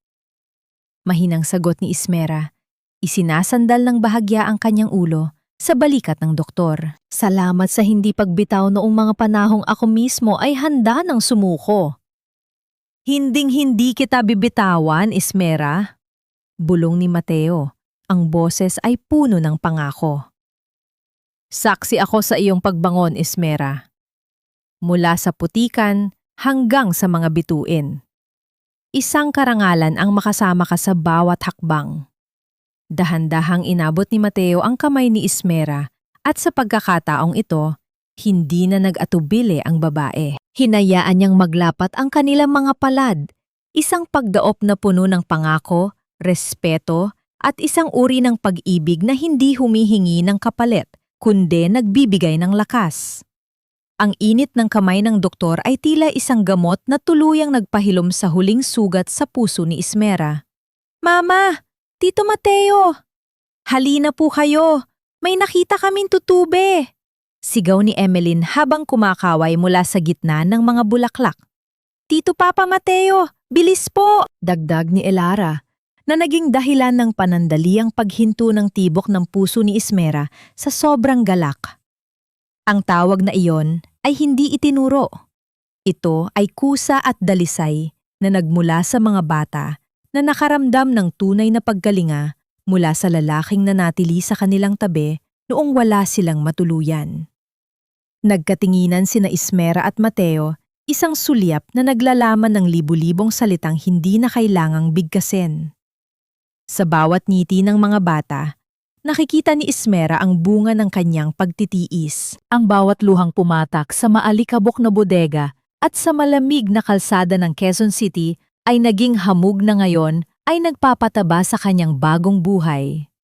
Napagtanto ni Ismera na ang tunay na tagumpay ay hindi nasusukat sa bilyong piso sa bangko o sa dambuhalang gusaling pag-aari niya. Ang tunay na yaman ay ang kakayahang yakapin ang sariling mga sugat at gamitin ang mga ito upang maging mas matatag na ina at mas mabuting tao. Ang pagpapatawad niya sa mga madrigal ay hindi nangangahulugang kailangan niya silang muling tanggapin. Ito ay ang formal na pagsasara ng pintuan upang hindi na sila muling makapasok at makapanakit. Sa ilalim ng dahan-dahang paglubog ng araw, sa abot tanaw ng Tagaytay, ang kalangitan ay nagkulay kahel at lila. Isang napakagandang pagtatapos sa isang mahabang araw. Isinandal ni Ismera ang kanyang ulo sa balikat ni Mateo habang pinapanood ang kambal na masayang naglalaro sa ilalim ng naglalakihang turbina. Ang bawat pag-iikot ng hangin ay tila bumubulong ng isang mahalagang aral. Ang isang babae ay maaaring mawalan ng lahat. Ngunit hanggat hawak niya ang kanyang dangal at ang wagas na pagmamahal sa kanyang mga anak, palagi siyang may lakas na bumangon, lumaban, at isulat ang sarili niyang masayang wakas. Wala ng ulan, wala ng panlalamig. Tanging ang init ng pag-asa at ang liwanag ng isang bagong simula ang namamayani sa pusong minsan ng winasak, ngunit ngayon ay ganap na ring naghilom.